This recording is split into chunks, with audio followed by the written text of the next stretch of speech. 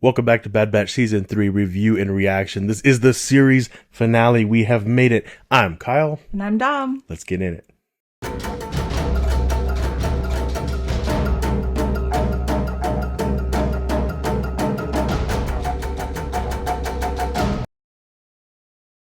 What a finale that was. I am dying to dive into this. Yeah. I cannot believe years in the making we got what we got. But what did you think?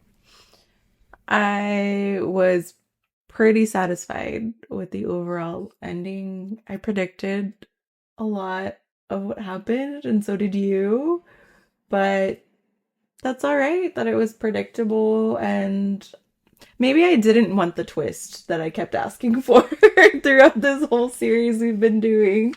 What about you? Yeah, I mean, hindsight, right? Because the fact that we didn't get a huge twist means more content possibilities, and I'm okay with that. Mm-hmm.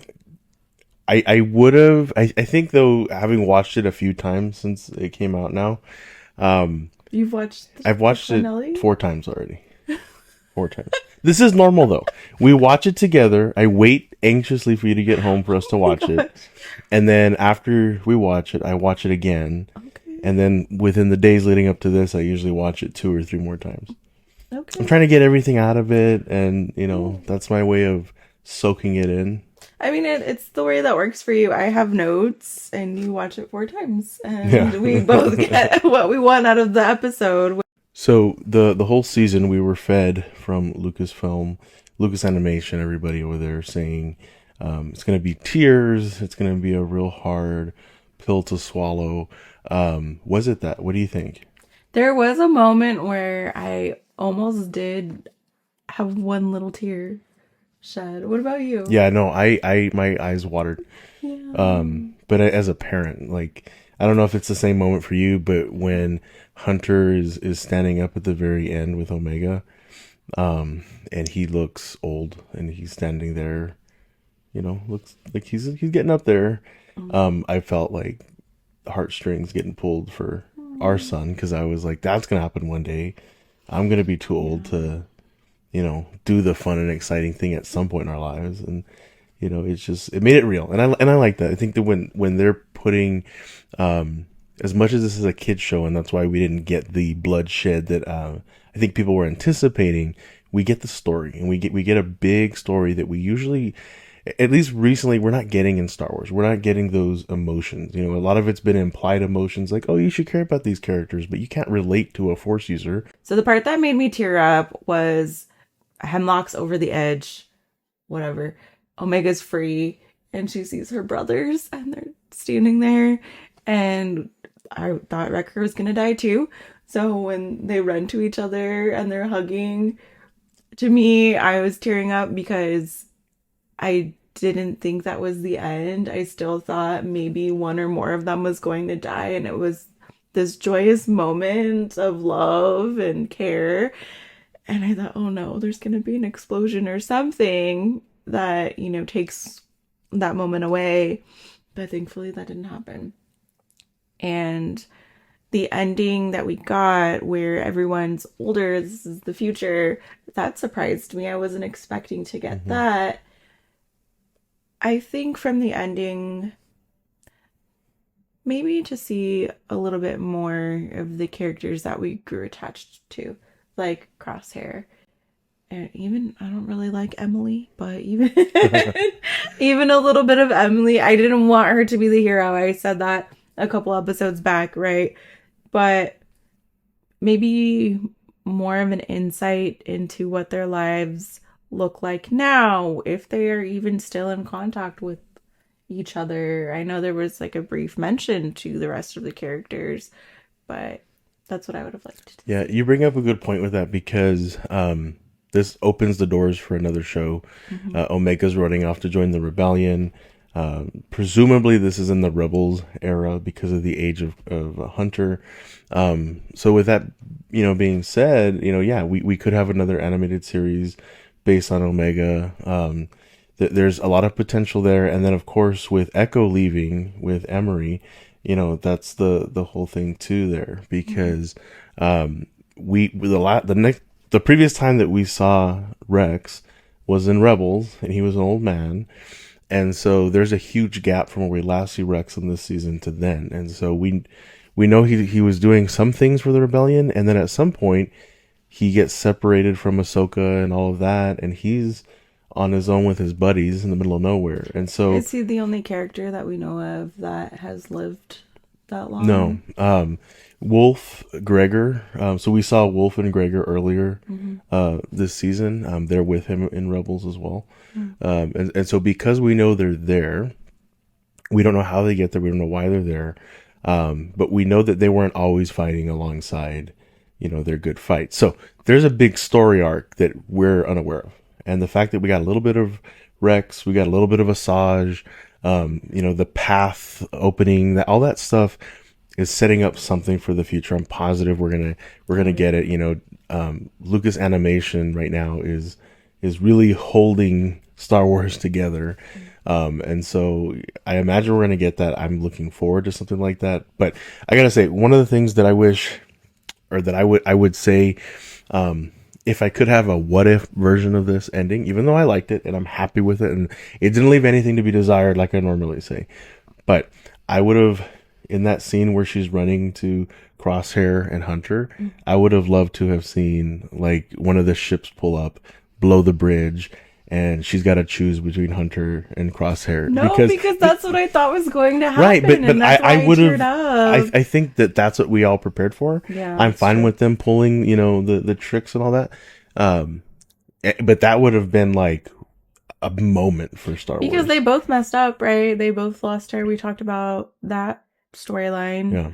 And so having to choose, how could you? That'd be really difficult. Yeah. I still think she would have chose Crosshair.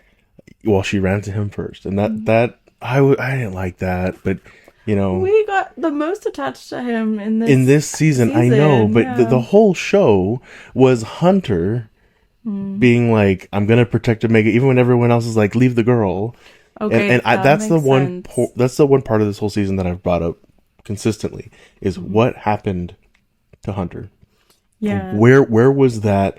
Like strong attachment to Omega that we know is there, but I mean, compared to the first two seasons, this guy wouldn't let her out of his sight. He was like her biggest champion, and then this season he was all about it, but he took a back seat to everything. And I don't get that character was really put on the back burner. And that's why for me, I get that it was Crosshair, leading the role. I'm fine with that, but I just want to know what happened to Hunter because it just didn't feel right. It felt like in the beginning, I thought, well, it's because he feels guilty she's not around. But then when she was around, he got the whole ending, though. I know, and ending scene. And I almost wonder if that was done later because the writers and everybody sitting there watching it, being like, we're missing that.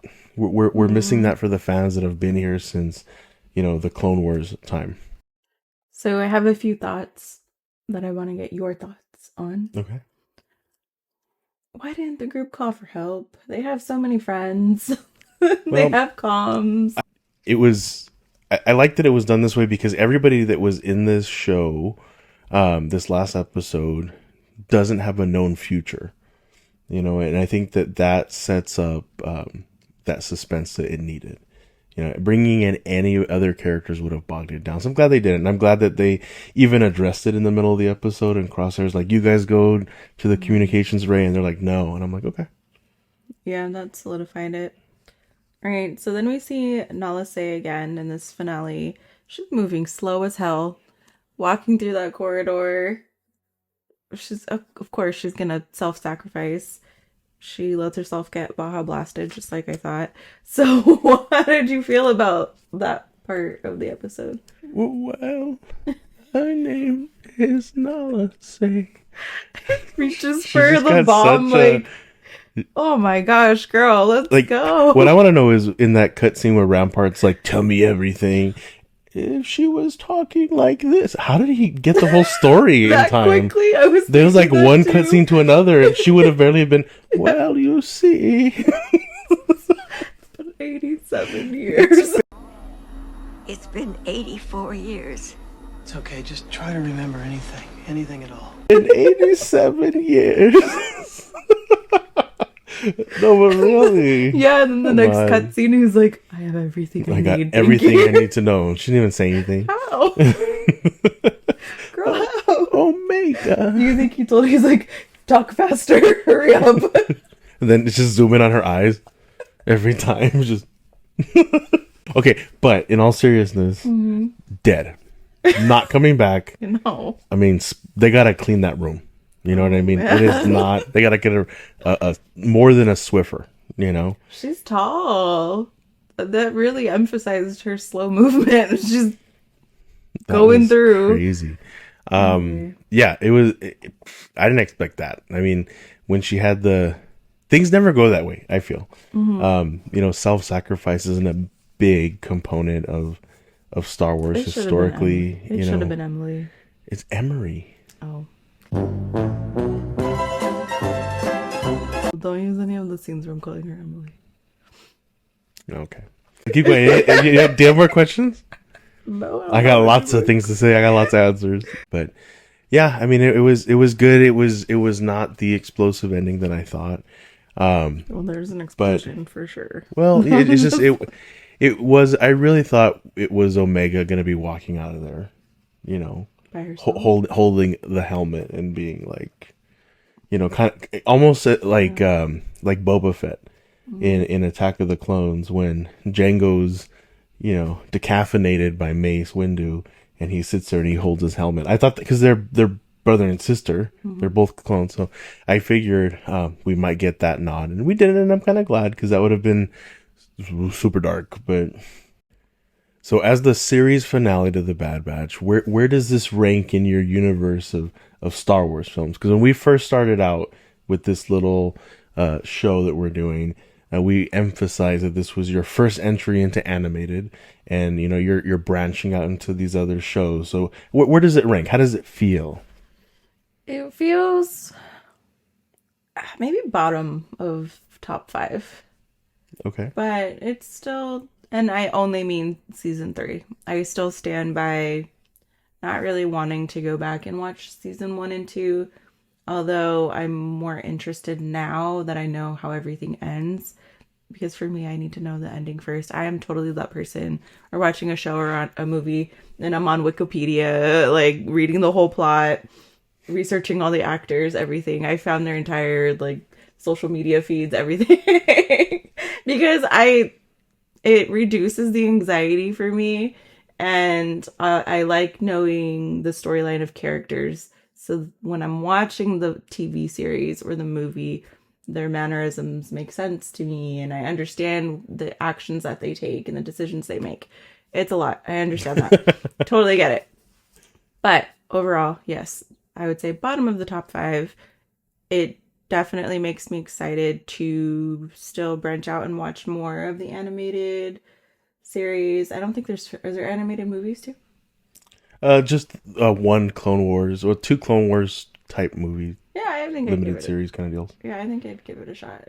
Freddie Prinze Jr. told me I had to anyway. So. Yeah, I'll put a little clip of that here. And Dom, make sure you watch Rebels. It's a great introduction into the Star Wars universe, and it's going to give you information that's going to make you feel smarter than all your Star Wars fan friends who think they know Star Wars. It's just full of it's like if you went to college, they would say English 101. It's like Star Wars 101. It's the easiest way in, and it gives you the most information about the rules of the universe. And then you, too, will be all powerful.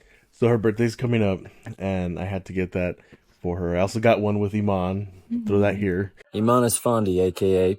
Ezra Bridger here, wishing you a very happy May the 4th, and may the Force be with you always. And to Dom, a very happy, special, early birthday. Happy birthday. Hope you have a wonderful day with loved ones, and to your whole family, may the 4th be with you. So since you have an official request from Kanan Jarrus himself, Freddie Prinze Jr., to watch Rebels, will you watch Rebels? Yeah, I have to now. I love that. Easy. Thank you. That's why he did it. That is not why. See, he knew he must be watching because he's like, oh, she hasn't seen it. I'm going to tell her to watch it. He knew. I love it. Well, thank you all for watching our Bad Batch season review. The final season was amazing. I am so happy that I got to do it with you and that we grew into enjoying Star Wars a little bit more together.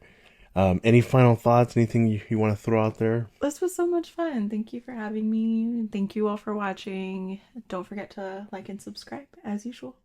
And we'll see you next time. We got coming up Tales of the Empire review and reaction, Phantom Menace theatrical version. We just saw it. That's coming up right now. So stay tuned. We'll most likely have the Acolyte. I'm going to make her do this forever. So, and a lot of other KennerHunter projects. Lots of projects to come. So thank you so much. We love the Bad Batch. We love you. We'll see you next time. Bye.